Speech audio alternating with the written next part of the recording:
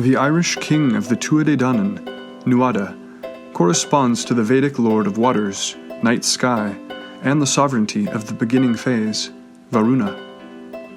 The first thing to understand about Nuada is his position in the cycle of kings of the Tuatha Dé Danann. We have already discussed how the Mitraic king, Lu, rules the end of the cycle, corresponding to autumn, and how Bres, the sun god, rules the middle of the cycle, just before Lu, this being the heat of summer. As Dumasil explains, Varuna is king of the first part of the cycle because he is the sovereign of night, which is the beginning of the cycle, corresponding to winter, more or less. Similarly, Nuada is the king when the Tuatha Dé Danann arrive to Ireland, and thus he is the first sovereign of the cycle that they initiate as the gods of society.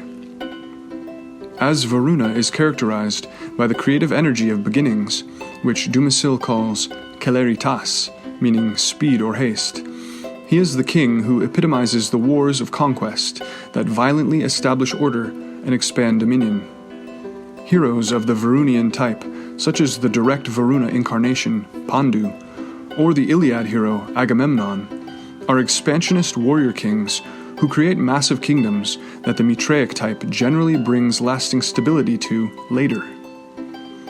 Nuada, similarly, is king during the first war against the Fir Bolg, defeating them to first establish the power and dominion of the Tuatha Dé. As Nuada is an important god of kingship, like Varuna, the name Nuada even became a noun that was used to mean a hero, champion, or king in Middle Irish.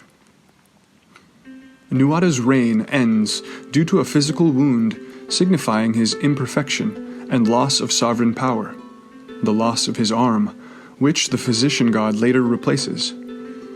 The loss of the vitality that makes one king is also a theme of Varunian figures. While Nuada abdicates the throne when he has his arm severed, Pandu, Varuna's incarnation, abdicates the throne when he is cursed to be unable to embrace his wife, once again expressing the idea of the tainted or maimed king not being fit to rule. The version of this motif connected to Varuna himself is that he becomes impotent and has to be healed by the Gandharvas.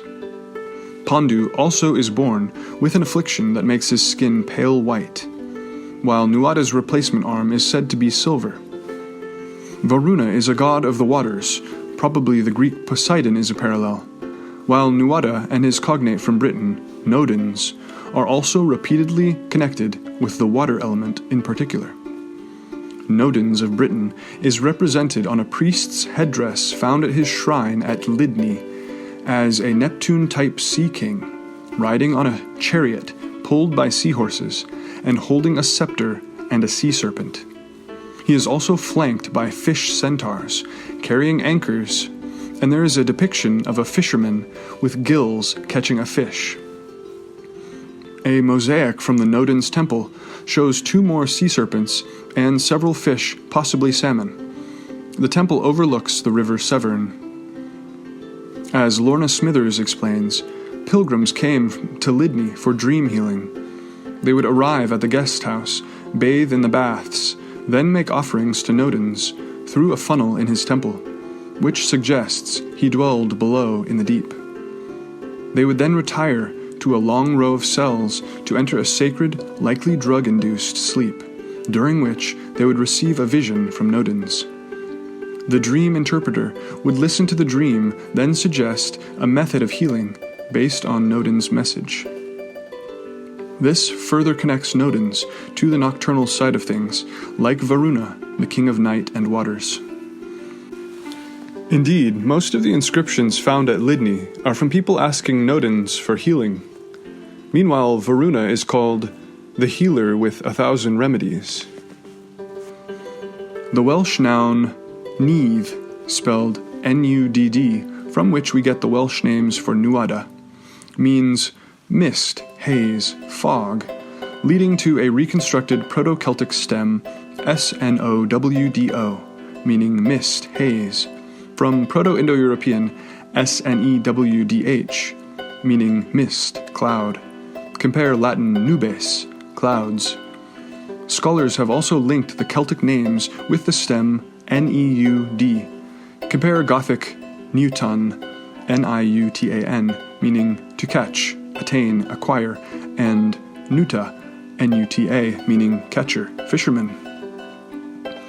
Thus, Nodin's name may connect him either to the misty waters of the sky, the clouds, or to the concept of catching, whereas it is Varuna who in the Vedas catches sinners or opponents with his magical noose and his many spies.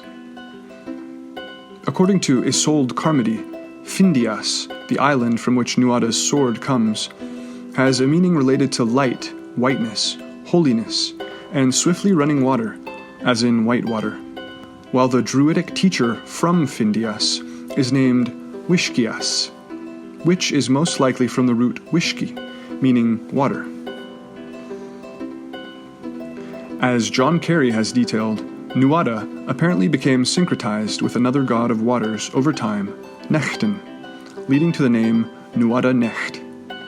This doesn't imply that he was Nechten to begin with, but it does make clear how strongly he was connected to the waters to lead to this conflation. As we will discuss in the future, Llydd, the Welsh Nodens or Nuada, is in the same position in relation to Llefelys, as Varuna is in relation to Prajapati of the Vedas. As I will show, Llefelys is not Lle as usually presumed, Lle being Mitra, but is instead a name of the Prajapati type of Celtic myth. When the myth of Prajapati teaching Varuna is understood and compared to the myth of Llefelys teaching Llydd, we see that the Welsh Varuna is once again in a mythic position corresponding to none other than Varuna.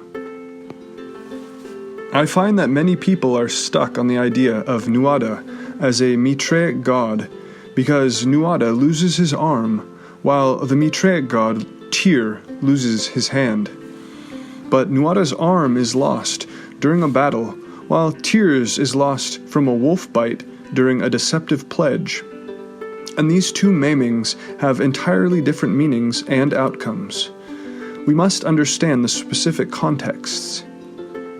The loss of Nuada's hand is not connected to the Mitraic function of justice, compared to Tyr's lost hand, which carries a specific meaning relating to the wounding of the pledge hand of the god of pledges during a pledge. Even Dumasil renounced the comparison between Tyr and Nuada for this reason in his later writings. Two entirely different gods can each lose their hand or arm for different reasons, and still remain different gods. When this great red herring of a comparison is released back into the sea, it becomes clear that if one knows the facts about Varuna and Mitra, it is Nuada who instead stands alone as the Varunian sovereign of Irish myth, the king of the beginnings, of night, of the waters, of the loss of sovereign vitality, and his pairing with Lu is equivalent to the Varuna-Mitra pairing of Vedic myth. And as with Varuna and Mitra, the Varunian king arrives first, and the Mitraic king follows later. My book, Taliesin's Map, The Comparative Guide to Celtic Mythology, is available from Amazon, link in the description.